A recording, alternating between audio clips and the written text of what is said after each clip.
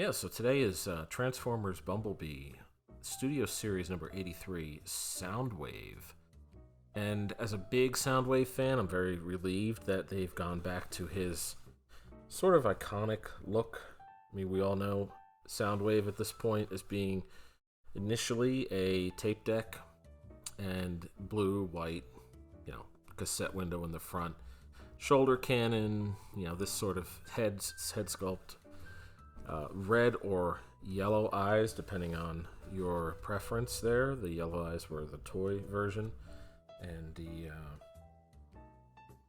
red eyes were cartoon accurate. So it looks like they're going more with the red eyes on this one.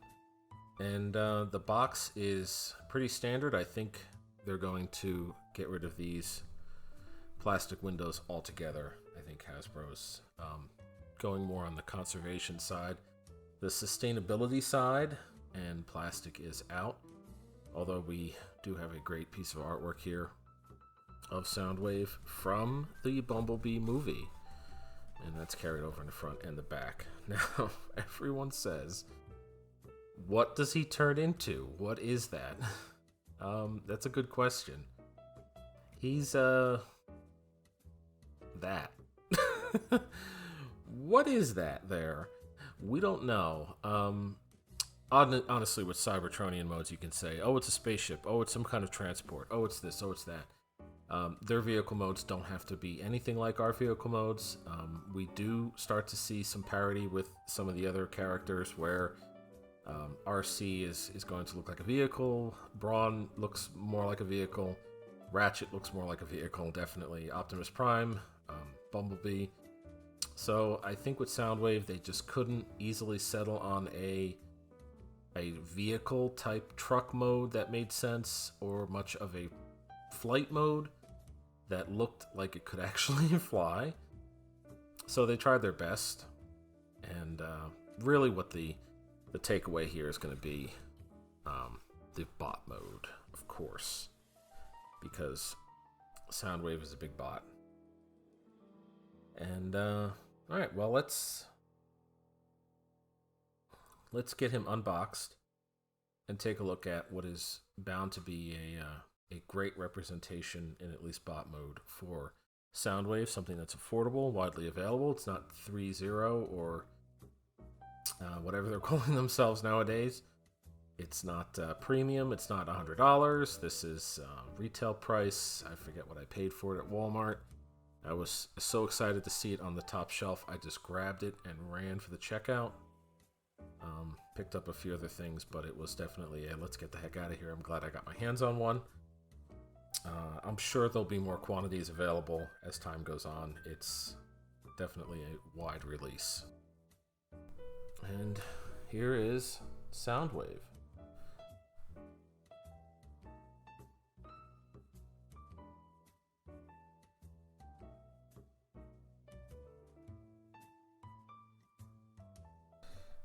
Yeah, getting up close. My lighting isn't the best. I'm working on that. It's I don't have any front lighting really, and I see I'm gonna need something at least for the overhead, because this is definitely too dark. And moving him back here, you can get a better view of him.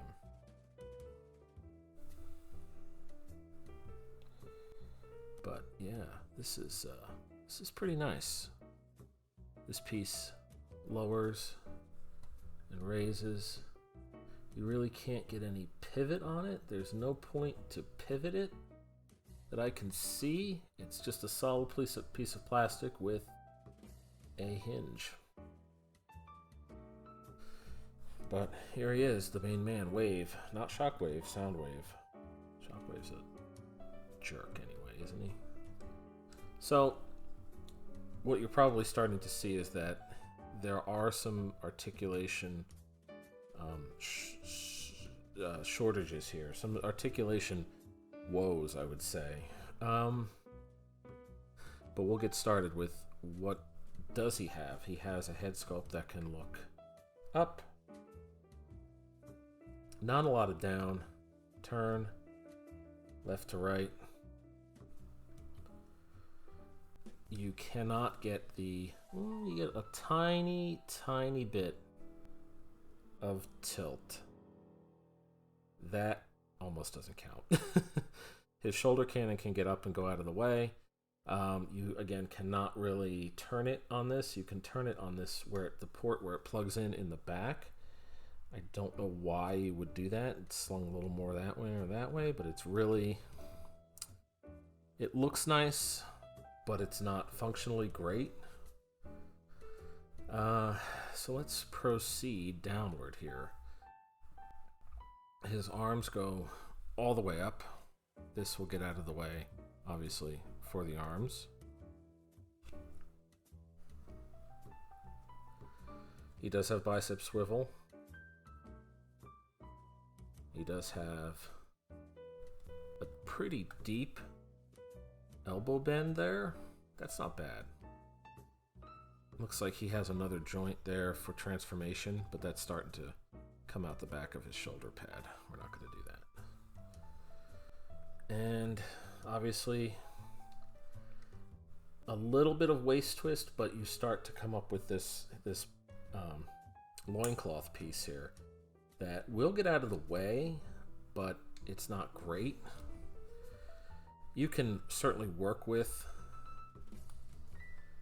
it, and it doesn't look terrible, but it does want to be right there in the middle to be where it's most flush and flat. This thigh swivel here is very tight.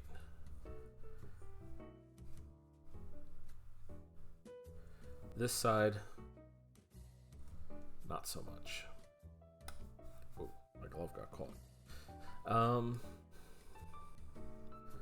The knee bend is pretty generous. That's beyond 90, just about.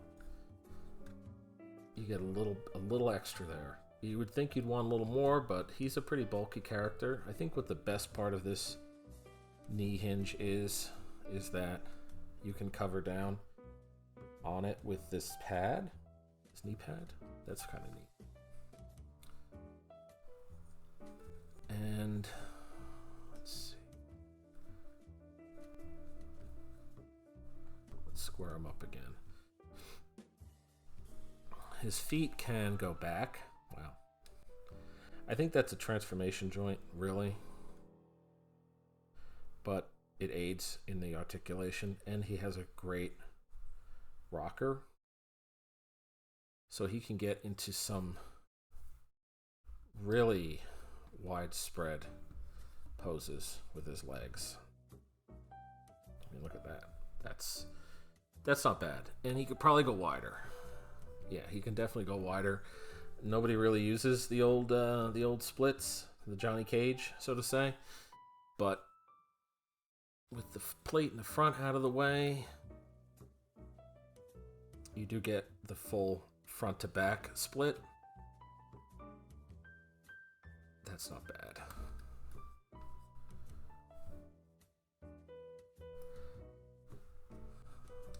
A sad spot here is there's no wrist swivel. It seems like they could have included that here with the wrist, but they didn't, for whatever reason. And again, this thigh swivel is so tight. Now his knees are pointing inward a little bit. There we go.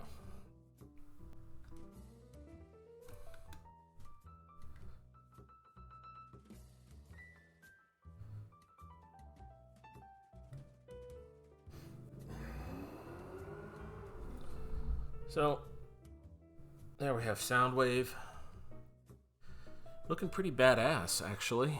I mean, it's a great piece in terms of the fidelity to the movie. It looks good for his Cybertronian design from Transformers Bumblebee. There are some shortcomings in the articulation department. The twist here at the waist is limited by this loincloth. Here I am petting it. Don't push his buttons. But that does move and get out of the way. So for shots, for certain poses, you can fudge it with a waist twist, it starts to really get, you know, springs really far out here the more you twist his waist, which is really unfortunate because I would want a little more out of that. But yeah, for a studio series piece that isn't isn't a huge amount of money on the spend side, this isn't bad. He's got a rifle. I think that was in the film. He doesn't come with his concussion blaster. He comes with this missile launcher, but no other blaster piece, which is unfortunate. And something you have to watch out for is part of his transformation calls for the arms, the shoulder pads kind of exploding outward like that. And it can happen while you're posing him. It's not great. But they made certain sacrifices so he could have an alternate mode. I think that something was going to give there. You know, if they had to turn him into a truck and they were like, let's stay with vehicles, something identifiable as a vehicle, you would see wheels somewhere, and that would probably ruin most of his silhouette. I mean, this is pretty clean as it is. From the back, he's, this is not bad. He doesn't have a lot of kibble hanging off of him. He's kind of leaning back. Let's straighten him up a bit. There you go. Actually, he's got a bit of a lean forward, but that's okay. Here he is with a 3 3/4 inch figure. If anybody knows where that guy's from, give me a shout out in the comments. And same with shades here. This is a 4 inch, kind of a 4 1/4 inch. These were weird, this scale. But if you can recognize that guy, also give me a shout out. Let's do a size comparison with Studio Series Optimus Prime. I think that looks pretty good. Soundwave's meant to be a big boy. And let's do one with Core Class Soundwave. He's a small lad.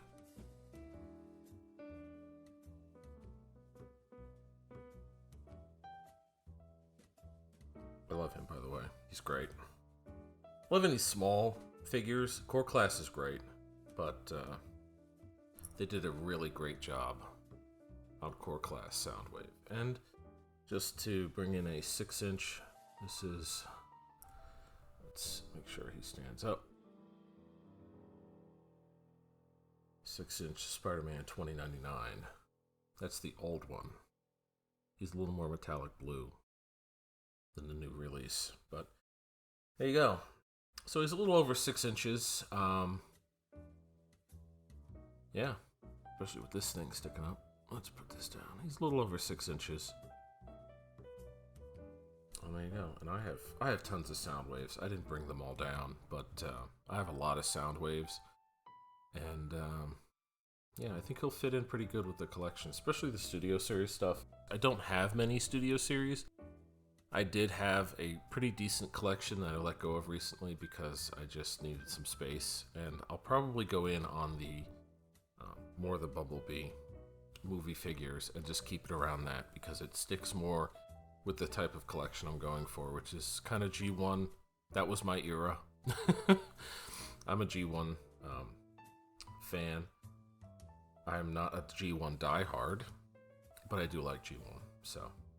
So just as a recap, is this figure so great that I would go gloves off and give it the touch, or does it belong in the trash? Well, it certainly doesn't belong in the trash. It's not quite touch tier. I would not say it's absolutely fantastic. It doesn't tick all the boxes. There's no wrist swivel. The waist articulation is a little hindered. It's weird with this loincloth here. But deco-wise, I love the colors on him. It's clean. The alt mode is questionable.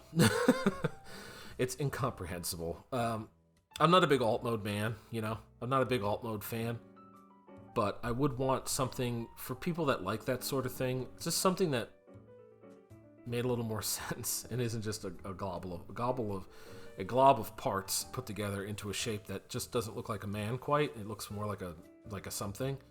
So he's going to stay in man mode here. He's going to stay as a bot.